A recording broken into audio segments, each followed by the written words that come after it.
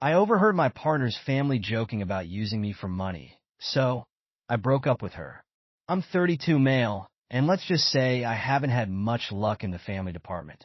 Grew up with a single mom who did her best, but between two jobs and barely enough money to keep the lights on, warmth wasn't exactly something we had in abundance. Don't get me wrong, I respect the hell out of her for all she did, but let's just say my childhood wasn't filled with big family gatherings, cozy dinners, or anything remotely resembling the family man picture you see on Christmas cards. So, when I met my girlfriend 3 years ago and got a glimpse of her family, it felt like I'd stumbled into a life I'd always wanted.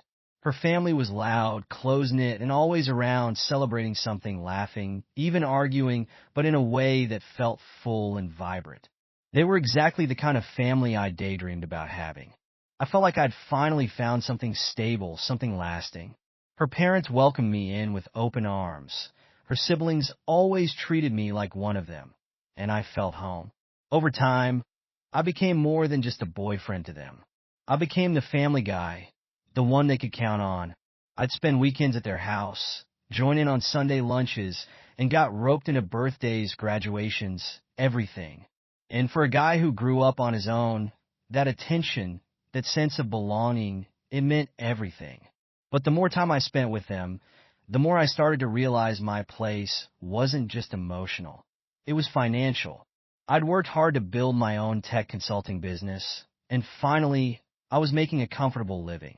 I wasn't rich by any billionaire standard, but I could afford things I never thought possible. And I didn't mind sharing. I didn't even think about it. If they needed something, a bit of help with groceries, covering dinner, fixing things around the house, I didn't hesitate. I was happy to help. To me, it was what family did. I didn't even notice the subtle shift at first. The way their small asks grew, like vines wrapping tighter and tighter around the support I was so willing to offer.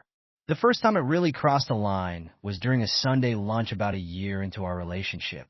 We were all sitting around, laughing over some story her dad was telling about a fishing trip gone wrong, when my girlfriend leaned over and whispered in my ear, "Hey babe, do you think you could help my dad out with some bills? Things are just tight right now." I remember pausing a bit taken aback, but then reasoning it away. "Sure," I said, "just let me know how much."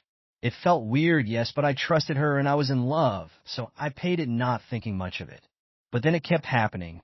Her mom needed help with the car repair. Her brother needed money for his insurance. They were all in between something, work, gigs, projects, you name it. And every time, there was a new one-time ask. And each time, I told myself I was just doing my part. Months later, the requests weren't even couched as one time anymore. They became family emergencies, then family expectations. The line between me being a supportive partner and a financial crutch blurred, but I didn't see it. Or maybe I didn't want to see it. I was caught up in this fantasy of being part of their family, convincing myself that love meant helping those you care about, and that they cared about me too. One Sunday afternoon, though, that illusion shattered. We were all sitting on their back porch, the usual spread of drinks and chips around us. Her brother and dad were talking about some remodeling they wanted to do, and I just tuned out, staring at the view, when I heard her dad say, "Well, with him around, we'll get it done sooner or later." I glanced over, thinking he meant someone else. But then her mom chimed in, saying, "We just need to keep him close. He'll pay for it. He always does. That boy's just happy to be here."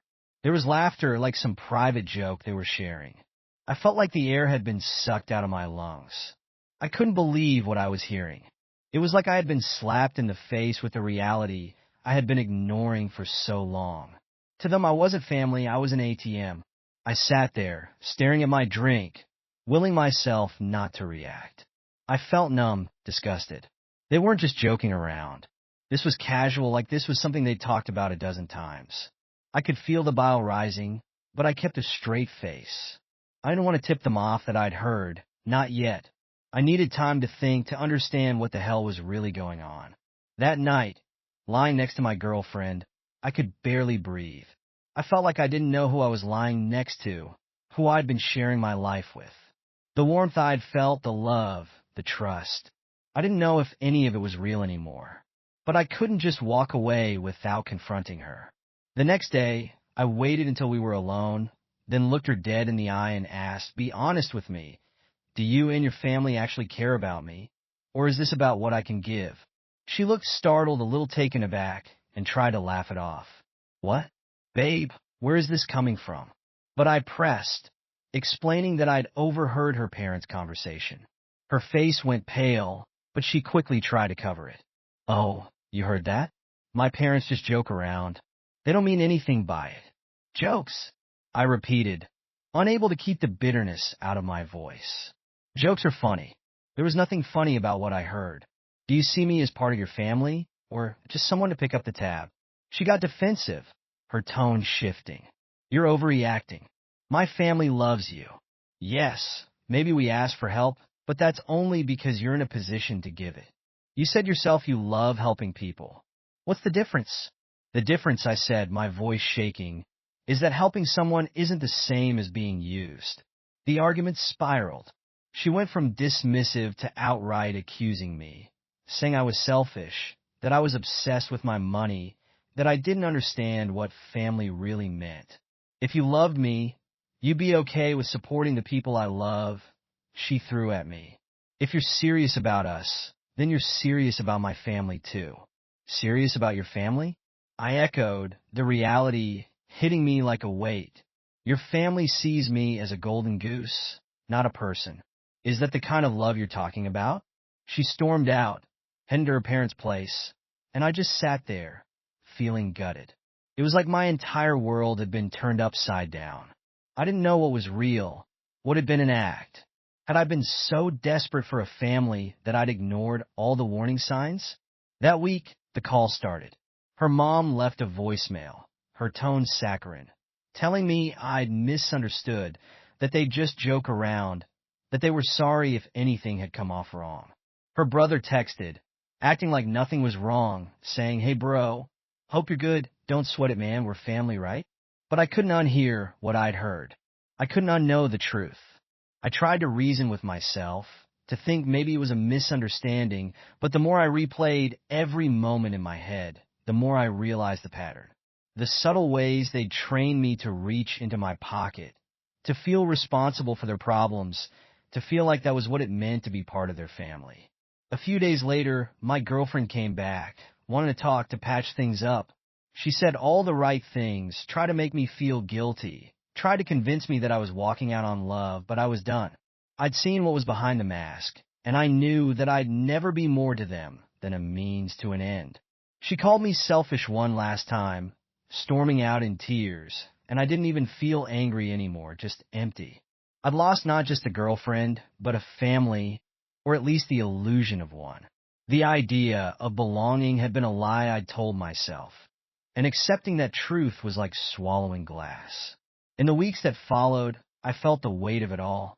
The betrayal, the loneliness, the sense that I'd been nothing but a wallet to the people I'd cared for so deeply.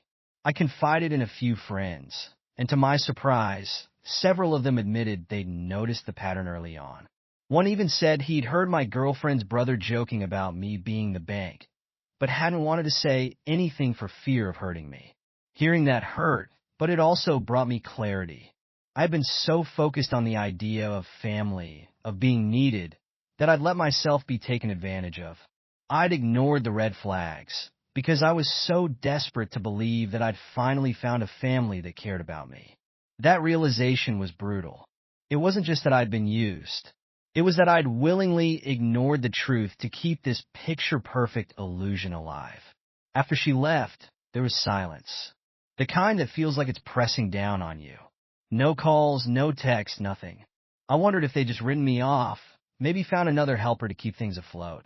But then, about a month later, her dad reached out, said he wanted to meet. To clear the air, I agreed more out of curiosity than anything else. I wanted to see if they'd try to convince me that everything I'd experienced was just in my head, or if they'd finally come clean. We met at a small diner off the highway, and he walked in looking serious, but oddly casual, like he hadn't just been part of a scheme to milk me dry. "Listen," he started, leaning back in his seat as if this was a business negotiation.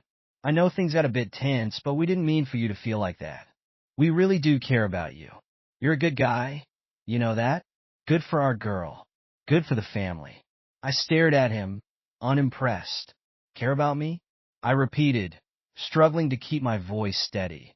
Or care about what I can give. He gave a dismissive laugh, like I was being overly dramatic. Look, every family's got needs, and if you're serious about a future with her, those needs are going to be a part of your life too. That's what family is. Helping each other out, I felt my stomach churn. The sheer entitlement dripping from his words was mind-blowing. Helping each other out, I said, my voice low. Isn't the same as using someone? He shrugged, not even fazed. Call it what you want. But at the end of the day, if you're going to be part of this family, you're expected to contribute. And frankly, if money's what it takes to keep things comfortable for everyone, then what's the problem? I almost laughed at the absurdity of it. Here he was not even trying to hide it anymore. I realized then that I'd never been a person to just a resource. The problem, I said, feeling my voice tremble with barely contained anger, is that I'm done being your wallet.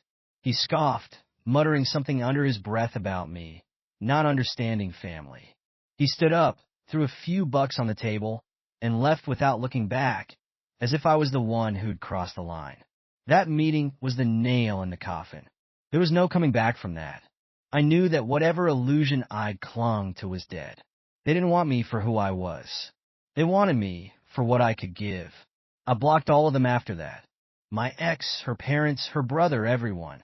I deleted every message, every photo, every trace of them from my life.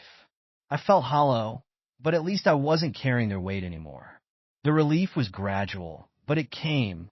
In the months that followed, I threw myself into work, trying to rebuild the parts of me I'd let them chip away. I reconnected with old friends, spent more time with people who knew me for who I really was, who didn't see me as just a source of cash. Looking back, I realized just how blind I'd been. I wanted so badly to belong, to have a family, that I'd convinced myself I had one. I'd let myself be pulled into a toxic cycle of dependency disguised as love. And it took hearing the truth, plain and ugly, to snap me out of it. But I learned something from it all. Love isn't about what you can give. It's about who you are with each other when you have nothing to gain. And real family doesn't look at you and see dollar signs. They look at you and see you. So now, I'm moving forward. Maybe with a little more caution, a little more skepticism, but also with a lot more respect for myself. I won't be the bank for anyone ever again. And maybe someday I'll find a family that loves me for me. But until then, I'm done trying to buy my way into someone else's. That was the day I stopped letting my loneliness make my decisions. And I'll never let myself forget that. Thank you so much for listening to my story. If you have any thoughts, I'd love to hear them. So please leave a comment. Don't forget to like and subscribe if you want more stories like this one.